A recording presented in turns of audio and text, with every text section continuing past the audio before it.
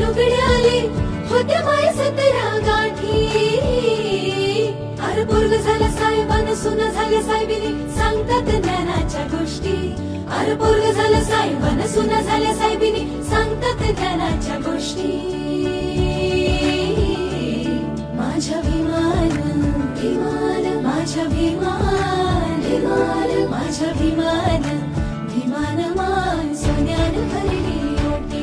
माझ्या भीमान भीमान मान सोन्यान भरली ओटी. हे असाच घास दिला भीमान झकास वाटी वाटी. असाच घास दिला भीमान झकास वाटी